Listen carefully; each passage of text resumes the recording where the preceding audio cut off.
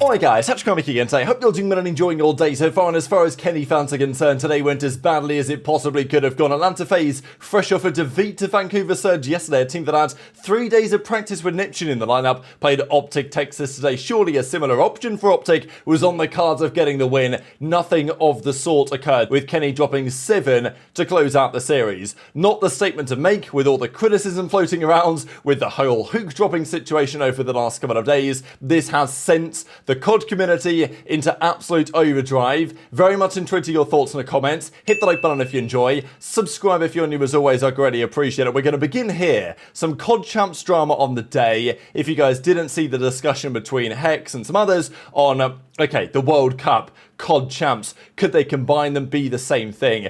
aBeZy had his thoughts on this and said that in his opinion, EWC could be like COD Champs of old, when you have 32 teams from all around the world and you run it like that.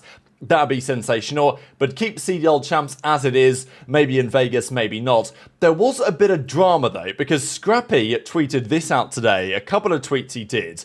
And he says, it's ruined, chalk it up completely. Someone tell me this Champs stuff isn't true.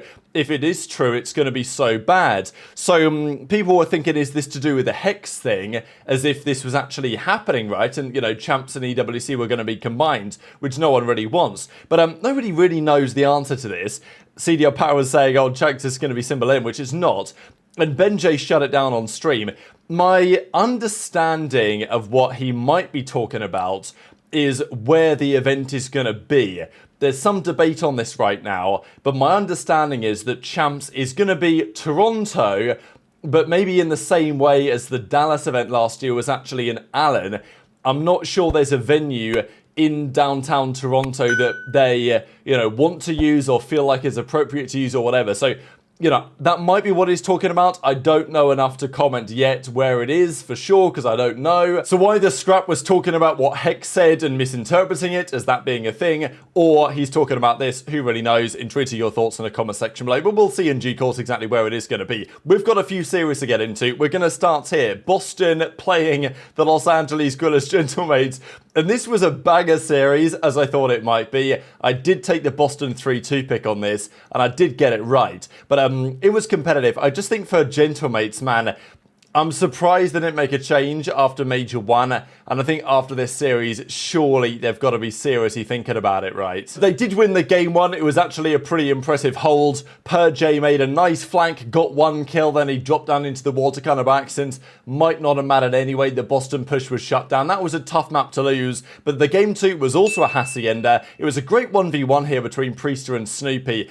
There was a couple of moments in this series in Priestahh where he will look back on, and maybe the team will look back on and say we might have to think about that. But a 1v1, Priestahh got away, Snoopy had to defuse the bomb in this scenario, and Snoopy, they basically play Rigger out of the rosy here. Priestahh runs away, but Snoopy makes the perfect chow back on the left-hand side and gets the kill. So, yeah, Snoopy wins the 1v1 for the game, and that was pretty critical, because going to the control, I thought Boston for a second here were going to get reverse swept in the control, as they did against Falcons yesterday. But no, Lynz has a great map 3, but Snoopy even has a better one. Snoopy was, got himself on the map at the end of this final round, and it was quickly a 2-1 lead for the boys on Boston. But then Gentlemates won the game 4. Feel like it was always destined to go to a game 5, and I kind of get why Priestahh played this in the way that he did.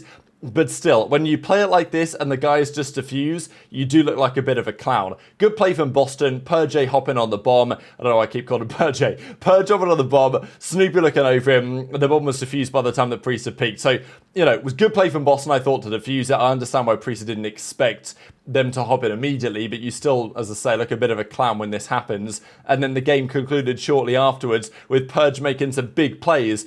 He had like a .93 this series or something, but his impact, certainly game 5, was very impressive, and certainly these kills, I know that he only put a bullet or so in, but it was still critical for winning the game. So that was GG. Gentlemates go down, and it's tough, right? I mean, you look at Priestah's tweet, for example, here, we'll look at some of the replies. I'm so impressed at how the French fans, the Gentlemates fans, are still in general supporting him. I know this guy says grab a McDonald's application, but most of the Gentlemates fans as saying, you know, next game is yours, I believe in you, you can come back at it, like, you know, see you next week, don't lose hope and all this. And I'm very impressed by the mentality here for them to really, you know, be supporting and bigging up their team, because, you know, it's not the case for OpTic right now, and I'm not saying it should be, right? At the end of the day, this is sports. If your team's not playing well, you know, you're within your rights to call them out and say they should change their minds. It's just different, right? Like, comparing the two scenarios. And it was a weird series in a way because the red card was pretty dominant, so the numbers are like somewhat lopsided, and Boston pull off the Neslo against Gentlemate, Awakening had a pretty rough series again, but Snoopy hard carries, at least on a KD perspective, and largely in terms of impact as well. So, yeah, GG's, Boston get the win. Gentlemates, not the start they were looking for. Now, for the second series, it's worthy to note here that they were playing with a substitute today in Miami, as I said earlier today, due to what they said, healthy reasons, but I think they've probably been health reasons. I think a lot of the team were unwell, and it meant that Metals was out and Super was in. Now, Super had a good map too, but apart from that, he was kind of getting slammed.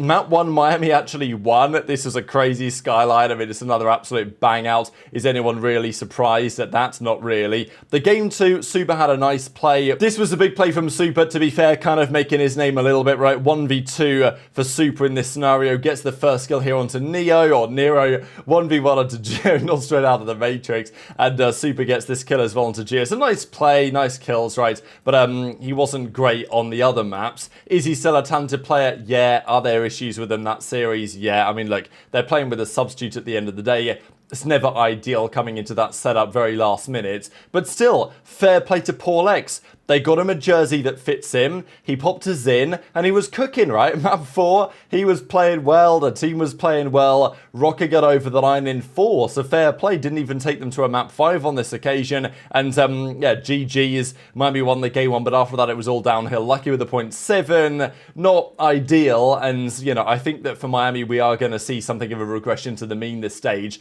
even if they have Metals back in and their full roster that they want to have. But we've got to talk about this series, because OpTic versus FaZe was the big one of the day.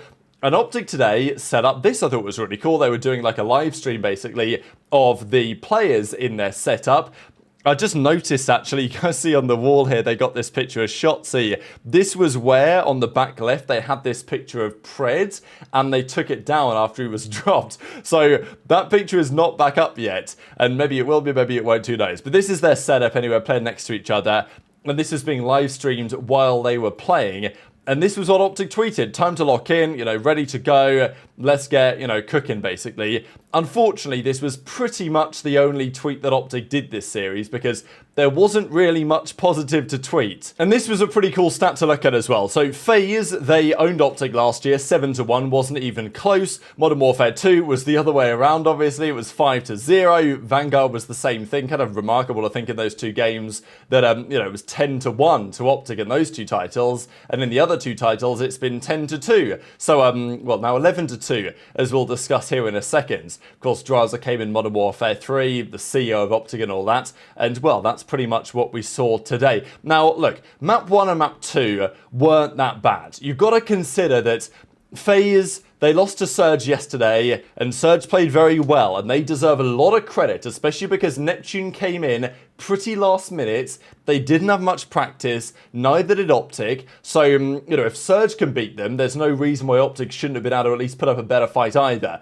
But still, OpTic have had just a couple of days of practice with Pred back into the team, getting the system to work and everything, and FaZe were always going to play much better today than yesterday. That was just inevitable, and that's exactly what we saw. FaZe plays pretty near, I'd say, their peak level here. Like, okay, aBeZy didn't have a great one, but Drazah, Simp and Cell, they were all pretty much on fire. And the talking point really, game 1, was that Dashy was just nowhere to be found on the map for a large portion of it. He did turn up a bit towards the ends, but it really was too little too late, and he was double neg for a large part of this game. I mean, even this clip, of course, of Drazah popping a pretty critical 4-piece to effectively get FaZe over the line was, and even this, right, I mean, like the comms here, you gotta think there was, okay, Pred goes down. I know that Shotzzy does take the chow, probably as you'd expect him to, but still, there were some questions on the way that OpTic played this. The fact that Kenny had his back to them, yeah, not ideal really, was it? And clearly lots for OpTic to work on here. FaZe played well.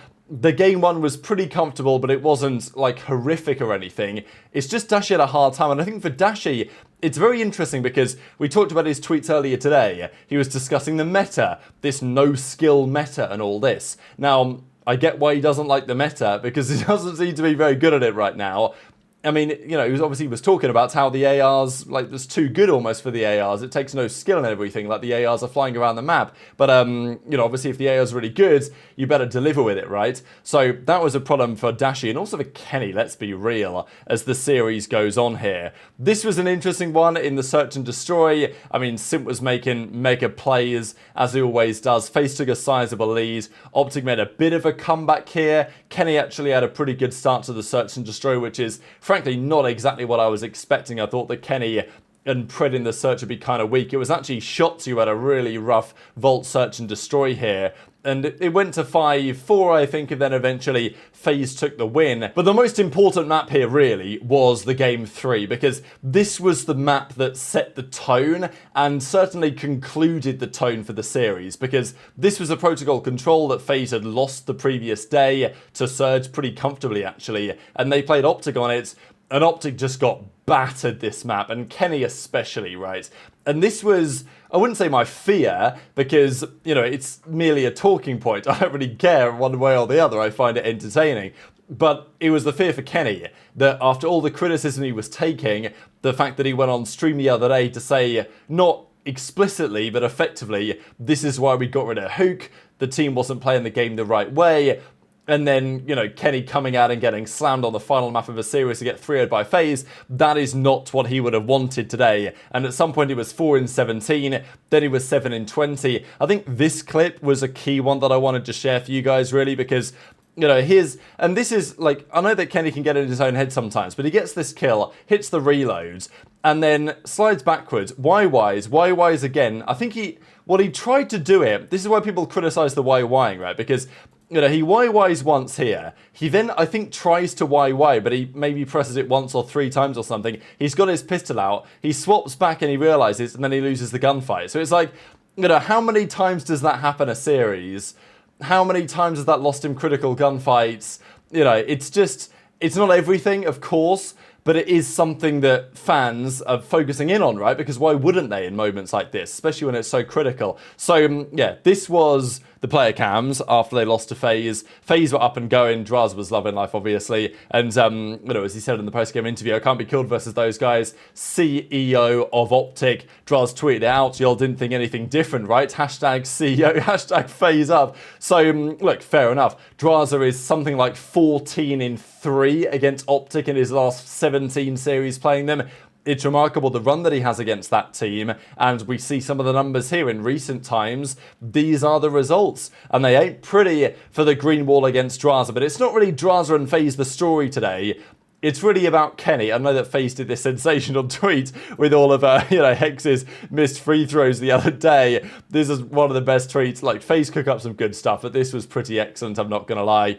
At the end of the day, what are the conclusions of this going to be? As Octane says, you know, let's try and keep the takes level-headed. My perspective on it is, yes, Kenny needs to play better. 7 in the control, unacceptable from all angles. But my question does become, okay, if you get rid of Kenny, who do you bring in? You bring in Hook back? I mean, you know, that's a matter of debate.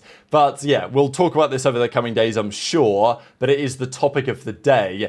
And at the end of the day, though, it's not like it was just Kenny having a stinker. Dashy also had a 0.6. Both of the OpTic ARs with a 0.6. Like, you know, that's a bit of a deeper issue than just, oh, Kenny's got to go, right? Like, well, I don't know. Intrigued to your perspective in the comments below. But yeah, what a day. We'll discuss Cloud9 Toronto tomorrow because that was certainly fascinating. Hit the like button if you enjoyed. Subscribe if you're new. Take care. And I'll see you next time.